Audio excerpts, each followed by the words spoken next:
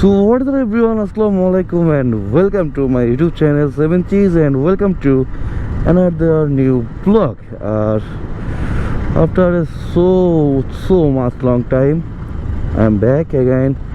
আর আসলে এখানে অনেকগুলো প্রশ্ন থাকার কথা যে কি কারণ ছিল বা আমি কেন ছিলাম না।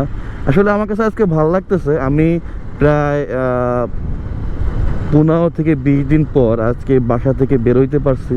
অ্যাটলিস্ট 10 থেকে 12 দিন পর হসপিটাল থেকে আর আজকে বাসা থেকে বেরোইতে পারছি, একটা রাইডে যাচ্ছি, সোলো রাইড। আর হ্যাঁ, অনেক দিন আমার নিজের সাথে নিজের কোনো সময় দেওয়া হয় না, ফ্যামিলির সাথে সময় দেওয়া হয় না, আমাদের ইউটিউব পরিবারের সাথে কোনো সময় হয় না, কথা বলতে পারি না, নতুন কোনো ব্লগ বানাইতে পারি না। এই সব কিছুর কারণ ছিল আমি অনেক দিন বাইরেই ছিলাম টোটালি, মানে কি বলবো যে আসলে এতটা বেশি অসুস্থ ছিলাম, এত বাজেভাবে অসুস্থ ছিলাম। তো I don't know it's seasonal or not. জ্বর ছিল। ওয়েট, অ্যাট ফার্স্ট আমি রোডটা পার হয়নি, বিকজ এখন এই ঢাকা খুলনা হাইওয়ে খুবই বিজি হয়ে গেছে পদ্মা সেতু হওয়ার পর থেকে। তা আগের মতো আর নেই, এখন খুবই একটা বিজি রোড, মানে গাড়ির অনেক চাপ থাকে এখন। আগে এরকম ছিল না, আগে খুবই ফ্রি থাকতো, মানে এই গাড়ি আসতো এই যাইতো, এত চাপ না, মোটামুটি একটা পর্যায়ে ছিল। এখন আসলে চাপ বেশি, এই জন্য একটু কেয়ারফুল থাকা লাগে এই রোডটা পার হইতে গেলে।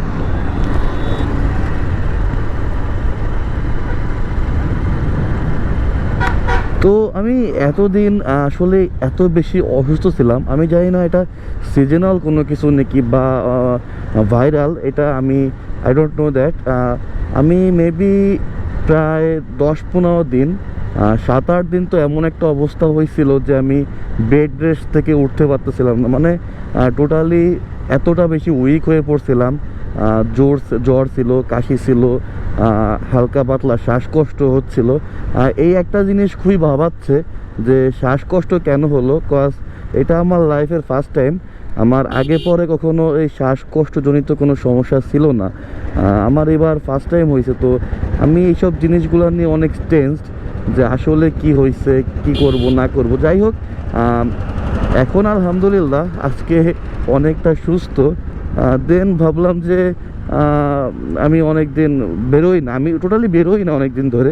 লাস্ট যে কন্টেন্টগুলো বা শর্টসগুলো আপনার ইউটিউবে দেখছেন, ওইগুলো আমি বেড রেস্ট থাকা অবস্থায় শুধু এডিট করে আপলোড করছি। ওইগুলো শ্যুট করা ছিল অনেক আগে, প্রায় আরও 2 মাস আগে ওইগুলো শ্যুট করা। আমি বেড রেস্টে যখন ছিলাম তখন আমি ওইগুলো টুকটাক এডিট করে আপলোড করে দিছি, যাতে একটু চ্যানেলের হেলথটা ঠিক থাকে। বাট নিজের এই প্রায় 1 মাসের মতো নিজের কখনো বেরোনো হয় নাই, মানে আমি বলতে পারেন যে আজকেই ফার্স্ট যে বাইরে এরকম ভিউ দেখতেছি। তারপরেও আর একটা কথা যে আপাতত ব্যস্ততা অনেক বেশি, মানে কি বলবো যে অসুস্থ হওয়ার আগেও, মানে কি বলবো, অসুস্থ হওয়ার আগেও আমি একটু বেশি বিজি ছিলাম, পড়ালেখার চাপ ছিল, এই সব কিছু মিলিয়ে আমি আসলে ঘোরাঘুরি করার জন্য কোনো সময় আসলে পাইতাম না তেমন একটা। বাট আজকে একটু সুস্থ লাগতেছে, আর অনেক দিন পর আজকের ওয়েদারটাও ভালো, কজ এটা অলমোস্ট বসন্তের একটা ওয়েদার চলে আসতেছে বাংলাদেশে, খুবই একটা মিষ্টি ওয়েদার। মানে এটা কি বলবো, একটা শার্ট পরে আর নিচে একটা গেঞ্জি পরে এনজয় করার মতো, এই রোদটাও এনজয় করা যায় আর এই হালকা ঠান্ডাটাও এনজয় করার মতো একটা ওয়েদার ছিল। দ্যাটস ওয়াই বাসায় আর মন টিকলো না, মনে করলাম যে না, আজকে একটা সোলো রাইড তো ভাই দিতেই হবে। তো কত কিছু বাদ দিয়ে বার হয়ে কিছু সোলো রাইড দেওয়ার জন্য। আর হ্যাঁ, আমি অনেক দিন সোলো রাইড যাই না, আমি যখনই কন্টেন্ট বানাই বা যখনই কোথাও যাই, তো কেউ না থাকলেও আমার ফ্রেন্ডসরা 2-1 জন থাকে, বিশেষ করে ফেরদাউস আর সাব্বির, এরা 2জনের একজন মাস্টবি থাকে। আর যদি কোনো গ্রুপ নিয়ে যাই তাহলে তো অনেকগুলো বাইক টাইক নিয়ে যাওয়া হয়। বাট আমি লাস্ট প্রায় কয়েকটা মাস আমি সোলো কখনো রাইড দিই না। আসলে সোলো রাইড দেওয়ার আজকের কারণটা হলো, এতদিন ধরে অসুস্থ ভাই, পুরো মাথা জ্যাম হয়ে আছে, মানে কোনো কিছুতে মন বসতেছে না। এমন একটা অবস্থা, মন মেজাজও খারাপ। তো প্রত্যেকটা বাইকের একটা সমস্যা আছে, একটা ফোবিয়া আছে বলতে পারেন, সোলো রাইড ফোবিয়া। যখনই বেশি খারাপ লাগে বা বেশি মন মাইন্ড খারাপ থাকে, অসুস্থ থেকে একটু সুস্থ হলে, মানে যখন একটু ইজি মনে হয় বা ইজি ফিল হয়, তখনই বাইকারদের সোলো রাইড ফোবিয়া জাগে।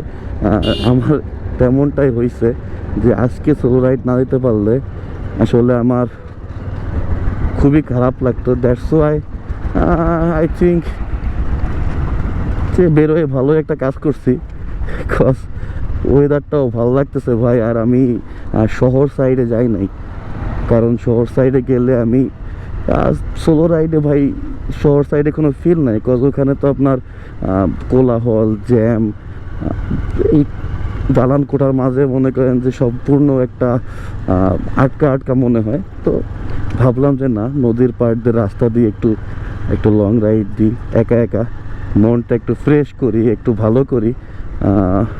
আমার এখনও মনে হয় যে অনেকে বলবেন যে আমার কথা বলতে মনে হয় একটু সমস্যা হচ্ছে বা আমার আওয়াজ অনেক স্লো হচ্ছে, এরকম কিছু। কজ আমি প্রায় 20 দিনের মতো হয়ে গেছিলো, এত পরিমাণ কফ ছিল, কাশছি, আর এত লেভেলের শ্বাসকষ্ট ছিল যে কথা বলতেই এক টাইপে পারতাম না, মানে খুবই হালকা আওয়াজ করতে পারতাম। এখন যাই হোক আলহামদুলিল্লাহ ভালো কথা বলতে পারছি যে মোটামুটি, কিন্তু এর থেকে ভালোভাবে বা এর থেকে বেটার কবে কথা বলতে পারবো এটা নিয়ে আমি আসলে কনফিউজ। আরও অনেক দিন সময় লাগবে মেবি, এত তাড়াতাড়ি ঠিক হওয়া তো আসলে সম্ভব না। যাই হোক, ভালো লাগতেছিল। অনেক কারণবশত আমি ইউটিউব থেকে বাইরে ছিলাম। একটা জিনিস আমি সবাইকে বলি আজকে, যে আমি একটা পার্সন, আমার এই যে ইউটিউবিং, এই যে আমি এখন ইউটিউবিং করি বা কন্টেন্ট আপলোড করি, কন্টেন্ট ক্রিয়েট করি, আসলে কি এটা অনেকে চিন্তা করে যে অনেকে এটা পেশা বানায় নেবে বা একটা পেশা করবে, বাট এটা কখনো আমার পেশা ছিল না, বা আমি এখনও এটাকে প্রফেশন সামনে হবে এরকম কিছু আমি ভাবিও না যে এটা দিয়ে কোনো প্রফেশন হবে বা হবে না। এটা আমার ভাই নেশা। মানে একটা জিনিস যখন এটা পেশা হয় তখন ওইটা মনে করেন যে মানুষ নিজে ফোর্সফুলি বা কোনো কাজ করতেই হবে এরকম টাইপের মেন্টালিটি নিয়ে করে, বাট এই জিনিসটা হলো আমার নেশা ভাই। মানে এই ক্যামেরা সেট আপ, এই সব কিছু কেনার একটা ইতিহাস আছে যেটা আমি পরে একদিন রিভিল করব। আজকে রিভিল করতে গেলে অনেকটা টাইম লাগবে, কজ এটা অনেক বড় একটা স্টোরি। আমি চিন্তা করতেছি হ্যাঁ এটা রিভিল হবে, আজ হোক আর কাল হোক। আমি সামনের একটা ভ্লগে পুরো স্টোরিটা রিভিল করব যে আমি কীভাবে আসলে এই গোপ্রোটা ফার্স্ট কিনছিলাম। এটা গোপ্রো 9 মেবি, এটা আমি 2020 আর 2021 ওই সময় কিনছিলাম। ফার্স্ট লঞ্চ হওয়ার পরে আমি কিনছি, আমি জানি না লঞ্চিং ডেট কবে, আমার মনে নাই, অনেকগুলো বছর পার হয়ে গেছে। অলমোস্ট কন্টেন্ট ক্রিয়েট করতেছি আমি এই যে প্রায় 2 বছর বা 3 বছর 7 মাস হবে, 2 বছর 7 মাস মেবি, না 3 বছর 7 মাস, অলমোস্ট 4 ইয়ার্স কন্টেন্ট ক্রিয়েট করতেছি। ফেসবুকে করছিলাম কিছুদিন, মনিটাইজেশন অন হওয়ার পর রেস্ট্রিকশন আসলো, দেন I quit Facebook and I came to YouTube, and I think it's a great platform for YouTubers বা কন্টেন্ট ক্রিয়েটর্স যাই বলেন। ইউটিউব থেকে ভালো কোনো প্ল্যাটফর্ম হতেই পারে না, বিকজ এখানে আপনি একটা পেইন ফ্রি একটা এনভায়রনমেন্ট পাবেন, যে আপনি পেইনটা পাবেন না তেমন একটা। মানে ফেসবুকে এমন হয় যে হুটহাট রেস্ট্রিকশনস, আপনি কোনো কিছু ইউজ করতে পারতেছেন না, বা আপনি একটা মিউজিক সাপোজ ইউজ করছেন, ফর এক্সাম্পল আমার চ্যানেলে যে আপনার এটা আছে যে ইন্ট্রোটা আছে, এই সেম ইন্ট্রো আমি যখন ফেসবুকে আপলোড করি, প্রথম 2 দিন ধরে দেখাচ্ছিল যে এটাতে কোনো রেস্ট্রিকশন নাই। দেন আপলোড করার পরে যখন আপলোড হয় যে ইউটিউব চ্যানেলের ইন্ট্রো, তো আমি এটা আমার আসলে শখ করে আমি আপলোড দিয়েছিলাম যে ইউটিউবের ইন্ট্রোটা সবাই ফেসবুকে একটু দেখুক। ওখানে একটু ফ্যামিলিটা বড়, অলমোস্ট 23K সামথিং ফ্যামিলি ছিল তখন। আমি প্রায় 1-1.5 বছর এখন আর ফেসবুক কন্টিনিউ করি না, ওই পেজটা ওভাবে রয়েছে। তো ওইখানে যখন আপলোড করি তারপরে প্রায় ভাই 2-3 দিন পরে এসে ওখানে দিয়ে দিল restriction. Then I am totally broked, cause ওর আগেও মনিটাইজেশন পাওয়ার পরে প্রায় 1 বছর প্লাস আমার মনিটাইজেশন রেস্ট্রিক্টেড ছিল। এই কপিরাইট ইস্যুর কারণে। দেন আমি ওইটা যখন সলভ হয়ে গেছে, পেজটা নতুন করে আসছে, তারপরে আমি আপলোড দিছি। ওই সময় মনে হয় ফার্স্ট এই ফিচারটা অন হয়েছে এসে ফেসবুকে, যে আপনি চেক করতে পারবেন, কপিরাইট চেক দেওয়া যাবে। তো আমি তখনই ফার্স্ট ওইটা আপলোড করলাম চেক দেওয়ার জন্য। দেন 1 বছর 2 মাস না 3 মাস পরে পেজটা যখন ক্লিন হয়ে আসলো, তারপরেই আবার ওটা আপলোড দেওয়ার পর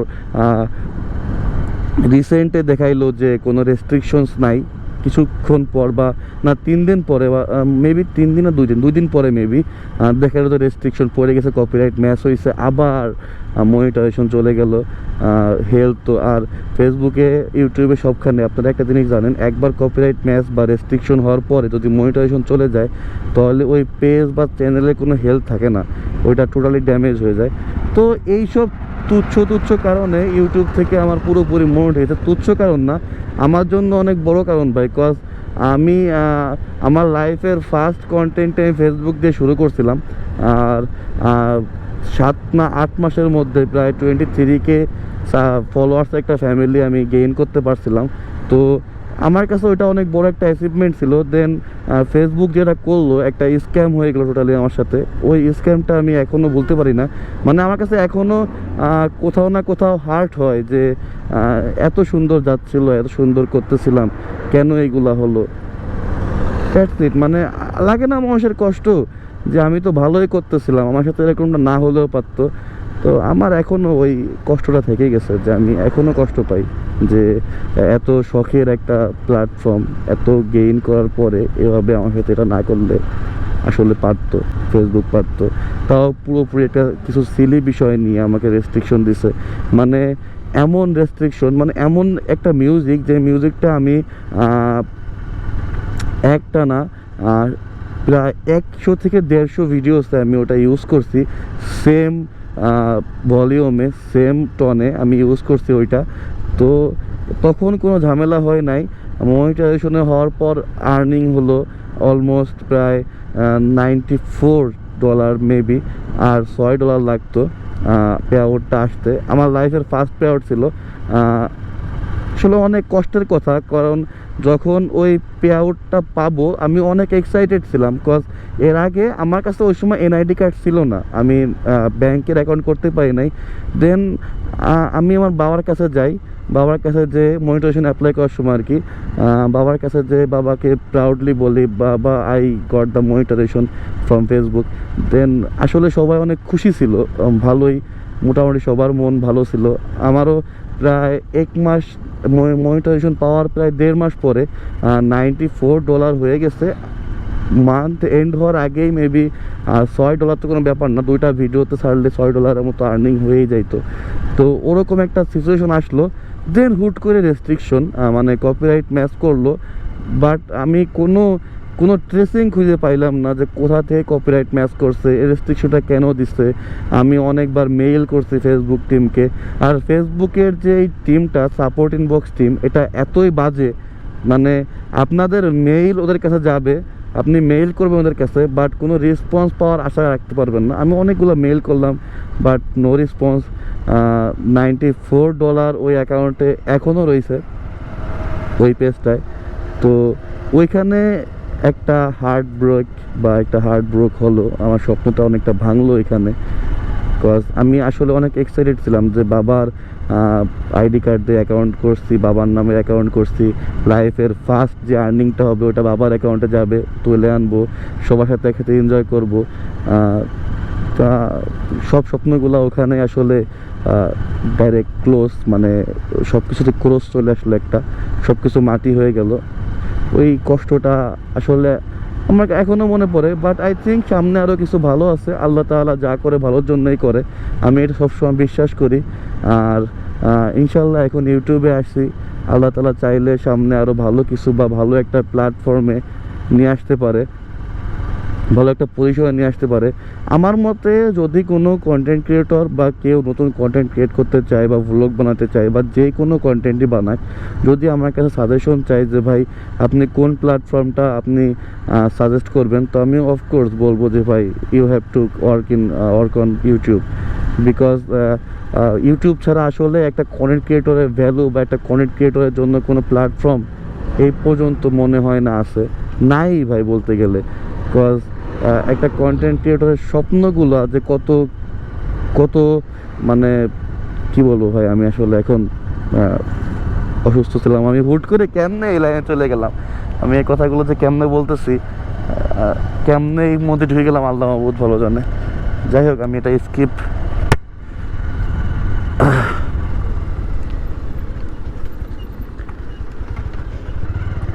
কথা বলতে বলতে আমার ইমোশনের জায়গায় চলে গেছি। একটা কন্টেন্ট ক্রিয়েটরের খুব ছোট ছোট স্বপ্ন থাকে, ওইগুলো ধাপ বাই স্টেপ ফলো করতে হয়। আসলে ভাই এত সহজ না, বিশেষ করে যারা মিডল ক্লাস বা লো ক্লাস ফ্যামিলি থেকে, আমাদের মতো মিডল ক্লাস ফ্যামিলি থেকে উঠে এসে কন্টেন্ট বানাতে চায়, তো তাদের ক্যামেরা কেনার একটা প্যারা, সেট আপ করার একটা প্যারা, মানে সবাই চলে যায় বিপরীত তখন, তো সবার বিপরীতে যেয়ে যুদ্ধ করা লাগে, ফ্যামিলির সাথে সবার সাথে সবাইকে বোঝানো লাগে, কনভিন্স করা লাগে, দেন ক্যামেরা সেট আপ করো, দেন সব কিছু অ্যারেঞ্জ করো আস্তে আস্তে। এটা একটা পার্টস, প্রথম থেকে সবাই একবারে গুছায় আসতে পারে না, স্লোলি সব কিছু গুছায়। এই আজকে এই মাইক্রোফোন, কালকে সেই মাইক্রোফোন, আজকে এই ক্যামেরা, কালকে সেই ক্যামেরা, সব কিছু আস্তে আস্তে গুছায় নিয়ে একটা স্টেপে আসে। দেন কন্টেন্ট বানানো শুরু করে, কন্টেন্ট নিয়ে কাজ করা শুরু করে, গ্রো করে, দেন হুট করে কোনো একটা থার্ড ক্লাস বা বাজে মার্কা একটা প্ল্যাটফর্ম যখন ওই স্বপ্নগুলোর উপর পানি ফেলায় দেয়, দেন ওই সময় কতটা যে কষ্ট অনুভূত হয়, এটা মেবি আমার থেকে ভালো কেউ বুঝবে না। আমি একটা পুরো যেটা একটা এক্সাম্পল, যে একটা জিনিস গেইন করার পরে ওই জিনিসটা হারাইছি ভাই, এর থেকে খারাপ কিছু লাগে না।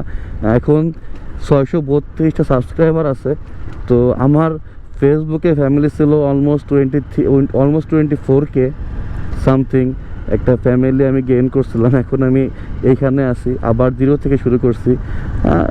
অ্যাটলিস্ট আমি আল্লাহর কাছে একটা জিনিস শুকরিয়া করি, আল্লাহ আমাকে অতটুকু ধৈর্য দিছে বা অতটুকু আশা আবার আমার মধ্যে দিতে পারছে যে না, তুই আবার শূন্য থেকে শুরু কর।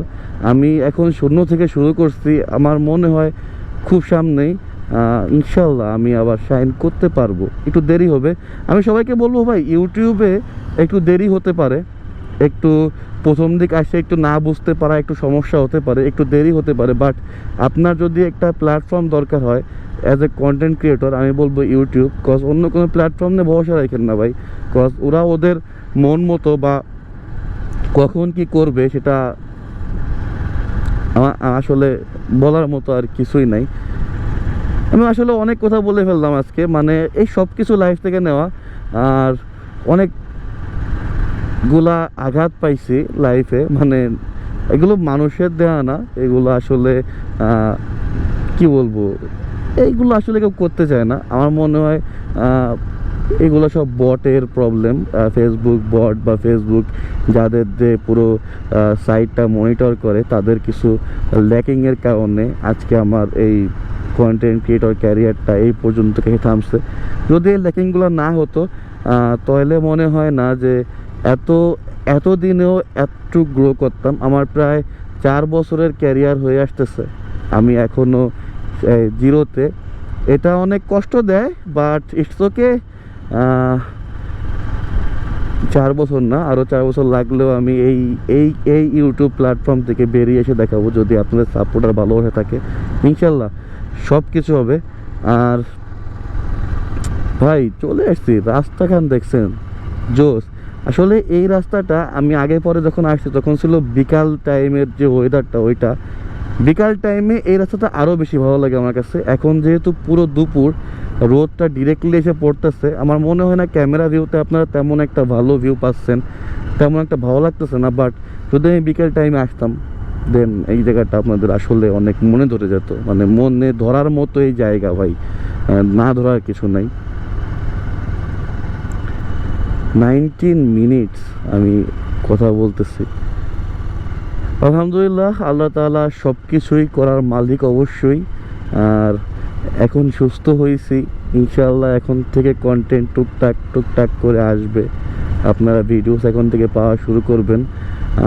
আর সবাই দোয়া করবেন যেন খুব তাড়াতাড়ি টোটালি সুস্থ হতে পারি, বিকজ এখনও আমি ওই পরিমাণ সুস্থ এখনও হয়ে পারি নাই, বাট আলহামদুলিল্লাহ যতটুকু হয়েছি। আমার যদি এখন বিগত দিনের কথাগুলো মনে পড়ে যে পাস্ট কয়টা দিন আমি কিভাবে কাটাইছি ভাই, পুরো গা শির দিয়ে ওঠে। তো আলহামদুলিল্লাহ ভাই অনেক ভালো আছি এখনও। সবাই দোয়া করবেন সুস্থ থাকার জন্য, আর আমিও দোয়া করি আপনারা সবাই সুস্থ থাকেন, কজ পৃথিবীতে সুস্থতা সব থেকে বড় নিয়ামত, আল্লাহ তাআলার গিফটেড। এটা আমরা বিলিভ করি, we Muslims we believe that, যে সুস্থতা যে আল্লাহ তাআলার যে একটা অনেক বড় একটা নিয়ামত। তো সবাই সুস্থ থাকবেন, ভালো থাকবেন। আশা করি যদি কোনো ভুল বা কিছু কারো খারাপ লেগে থাকে আশা করি সবাই মাফ করে দিবেন। দ্যাটস ইট, আল্লাহ হাফেজ, দেখা হচ্ছে আরেকটা ভ্লগে। Stay tuned, stay with me, stay with 7 চিজ। আল্লাহ হাফেজ, বাই।